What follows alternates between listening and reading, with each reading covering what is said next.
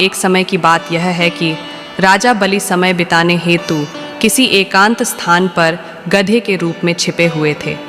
देवराज इंद्र जो मिलने के लिए उन्हें ढूंढ रहे थे, पर एक दिन इंद्रराज ने उनको ढूंढ निकाला और उनके छिपने का कारण जानकर उन्हें काल का महत्व बताया, साथ ही साथ उन्हें तत्वज्ञान का बोध भी करवाया। तभी राजा बलि के शरीर से एक दिव्य ज्योति लिए एक रूपात्मा स्त्री निकली और आगे बढ़ गई, जिसे देखकर इंद्रराज ने पूछा, दैत्यराज, यह स्त्री कौन है? दैवी, मानुषीय, मानुषी अथवा आसुरी शक्ति, ये कौन सी शक्ति है? राजा बलि बोल पड़े, देवराज, ये दैवी, मानुषी अथवा आसुरी तीनों शक्तियों में से कोई भी नहीं है। आप स्वयं ही पूछ लीजिए। इंद्रराज के आगे बढ़कर उनसे पूछने लगे। फिर वह देवी बोल पड़ी, हे देवेंद्र, मुझे न तो दैत्यराज बलि जानते हैं और न ही आप या कोई अन्य देवगण। पृथ्वी लोक पर लोग मुझे अनेकानेक नामों से पुकारते हैं, जैसे श्री भगवती, लक्ष्मी, भार्गवी, श्री विष्णुप्रिया, सिंधुसुता, महालक्ष्मी, रुक्मिणी, सीता, नारायणी, भगवती, माधवी, आदिलक्ष्मी, धनलक्ष्मी, धान्यलक्ष्मी, गजलक्ष्मी, संतान लक्ष्मी, वीर लक्ष्मी, भाग्यलक्ष्मी, विजयलक्ष्मी, विद्यालक्ष्मी आदि आदि मेरे अनेकों नाम हैं। इंद्रदेव ने कहा, देवी, आप तो इतने समय से राजा बलि के पास हैं, लेकिन ऐसा क्या कारण है कि आप इन्हें छोड़कर मेरी ओर आ रही हैं? लक्ष्मी जी बोलने लगी, देवेंद्र, मुझे मेरे स्थान से कोई भी हटा या डिगा नहीं सकता है। मैं सभी के पास एक निश्चित कालावधि तक आती तथा जाती रहती हूँ। जितना प्रभाव उसके काल का होता है, मैं उतने ही समय तक उसके पास रहती हूँ। अर्थात मैं काल के अनुसार एक को छोड़कर दूसरे के पास जाकर निवास करती हूँ। इंद्रदेव कहने लगे कि हे देवी, आप असुरों के यहाँ निवास क्यों नहीं करती? तब माता लक्ष्मी जी बोल पड़ी, देवेंद्र, मेरा निवास वहीं होता है जहाँ सत्य हो, धर्म के अनुसार कार्य होते हों, व्रत और दान देने के कार्य होते हों। लेकिन सब असुर भ्रष्ट हो गए हैं।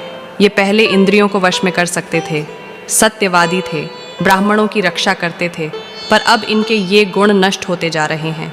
यह अहंकारी, दुराचारी, व्यभिचारी व अत्याचारी हो गए हैं, जो तप उपवास नहीं करते। यज्ञ, हवन, दान आदि से इनका कोई संबंध ही नहीं है। पहले ये रोगी, स्त्रियों, वृद्धों, दुर्बलों की रक्षा करते थे, गुरुजनों का आदर करते थे, लोगों को क्षमा दान देते थे। लेकिन अब ये अहंकार, मोह, लोभ, क्रोध, आलस्य, अविवेक इत्यादि ने इनके शरीर में जगह बना ली है। और तो और ये लोग पशुओं को पालते हैं, लेकिन उनको ठीक से चारा नहीं खिलाते। उन पशुओं का पूरा दूध निकाल लेते हैं और उन पशुओं के बच्चे भूख से तड़प कर मर जाते हैं। अब तो और भी अति करने लगे हैं। ये अपने बच्चों का लालन पालन करना भूलते जा रहे हैं। इनमें आपसी भाईचारा समाप्त हो गए हैं। लूट, खसोट, हत्या, व्यभिचार, कलह, स्त्रियों की पतिव्रता नष्ट करना अब इनका धर्म बन गया है। सूर्योदय के बाद तक सोने के कारण ये सभी स्नान ध्यान से ये विमुख होते जा रहे हैं। इसलिए मेरा मन इनसे उचट गया। मैं इनको छोड़कर जा रही हूँ। मुझे यह अच्छी तरह से ज्ञात है कि देवताओं का मन अब धर्म में आसक्त हो रहा है। इसलिए मैं अब देवताओं के पास निवास करने की मंशा बना चुकी हूँ। मेरे साथ श्रद्धा, आशा, क्षमा, जया, शांति, संतति, धृति और विजति, ये 8 देवियाँ भी वहीं जाकर अब निवास करेंगी। देवेंद्र, अब तो आपको ज्ञात हो गया होगा कि मैं इनको क्यों छोड़कर जा रही हूँ। साथ ही साथ अब आप इन असुरों के अवगुणों से भी अवगत हो गए होंगे। तब इंद्रराज अपने मुख से कुछ भी नहीं बोल सके। उन्होंने देवी भगवती माता लक्ष्मी को हाथ जोड़कर प्रणाम किया और उनको आदरपूर्वक स्वर्ग ले गए। अगर वीडियो अच्छी लगी तो सब्सक्राइब करें, लाइक करें, कमेंट करें और उसे शेयर भी जरूर करें। आप सभी का बहुत बहुत धन्यवाद। आप सभी को दीपावली की हार्दिक शुभकामनाएं एवं बहुत बहुत बधाई।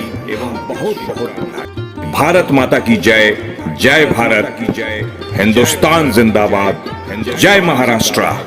वंदे मातरम। वंदे मातरम। वंदे मातरम। वंदे